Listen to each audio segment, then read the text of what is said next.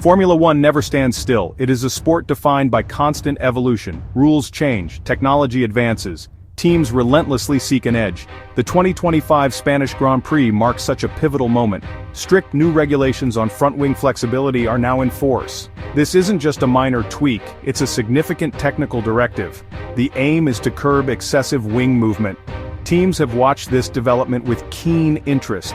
Some see opportunity, others a threat to their established performance. The Circuit de Barcelona-Catalunya will be the first true test. It will reveal who has adapted best to these fresh constraints. So what are these flexi-wings? They are a clever piece of engineering. Aerodynamicists are always pushing boundaries. A wing that flexes can offer a dual benefit. On the straights, it can bend backwards slightly. This reduces drag. That means higher top speeds. In corners, it can return to its optimal shape. This generates maximum downforce for grip.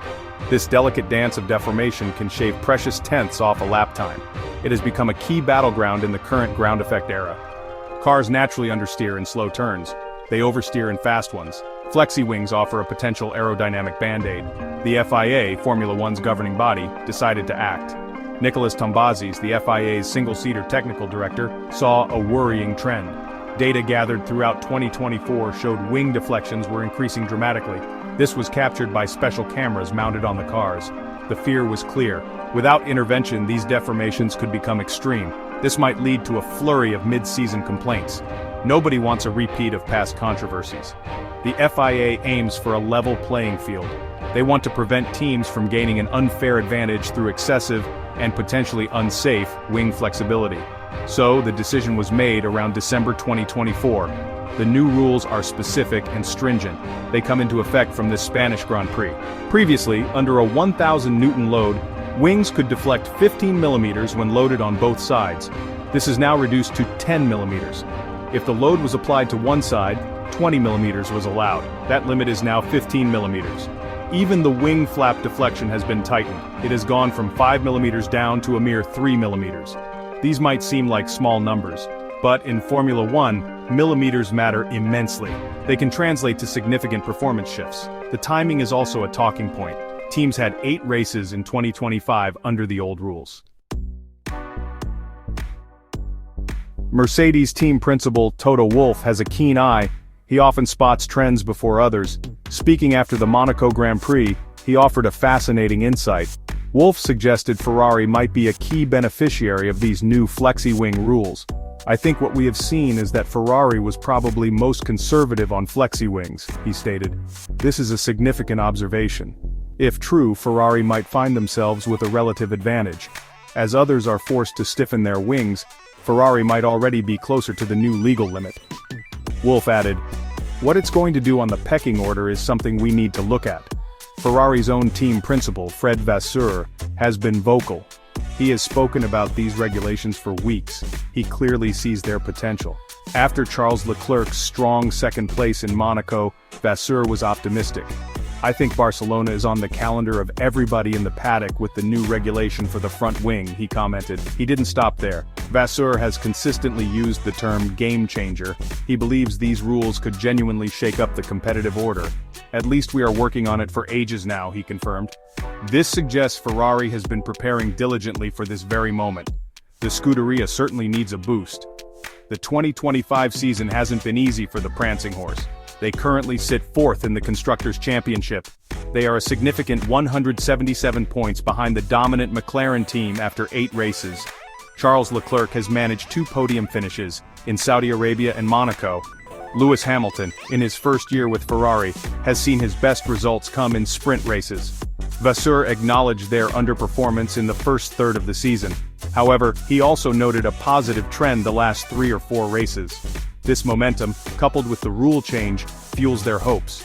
Interestingly, Ferrari's car updates for Barcelona appear relatively minor visually. They have modified load distribution across the wing elements. There are also some geometry revisions and revised end plates.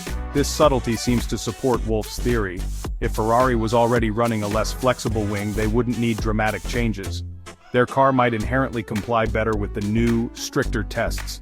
This careful, perhaps prescient design philosophy could now pay dividends. The Maranello faithful are watching. They are hoping this is indeed Ferrari's secret weapon, a chance to close the gap to the front.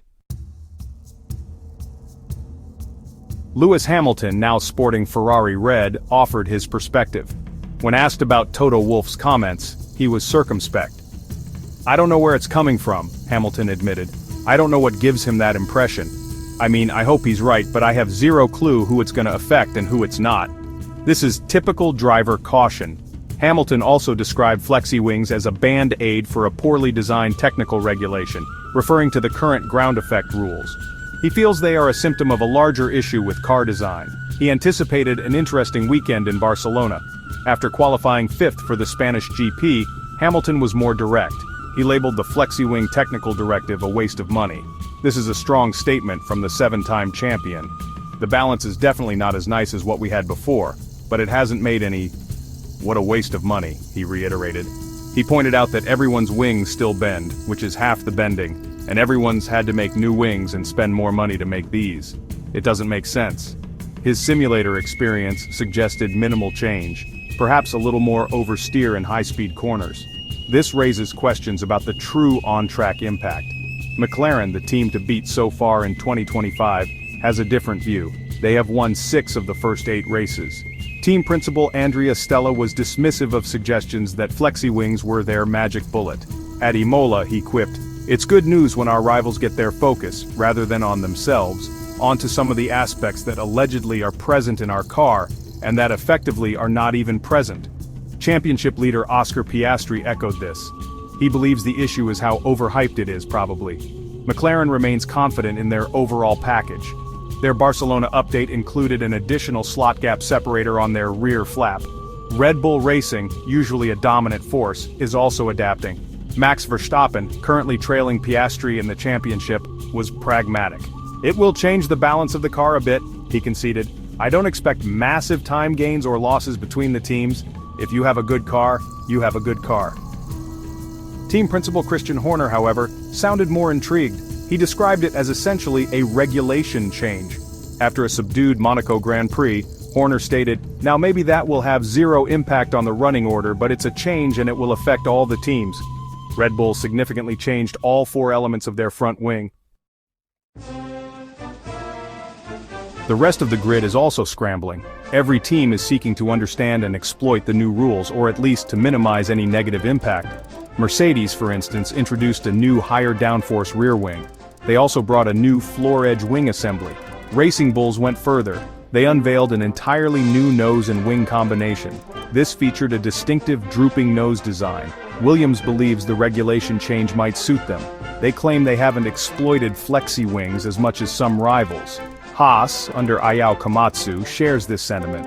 They feel they could be in a relatively better position. The mid-season introduction of these rules has certainly sparked debate. The FIA gave teams a grace period. They had until the Spanish Grand Prix to comply.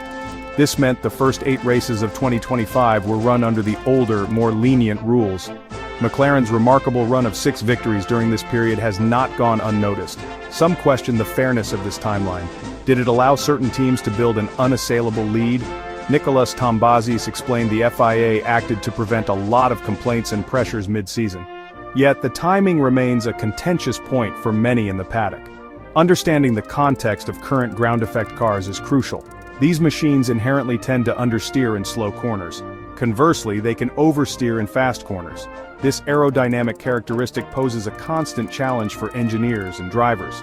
A flexible front wing was seen by some as a way to mitigate these traits.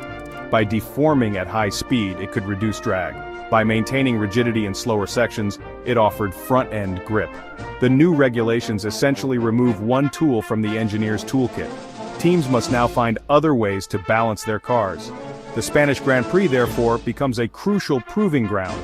It is the first real-world test of these stricter regulations. Will Toto Wolff's prediction about Ferrari come true? Will the Scuderia surge forward? Or will teams like McLaren and Red Bull adapt seamlessly? The pecking order could be subtly reshuffled, or it could see a more dramatic upheaval.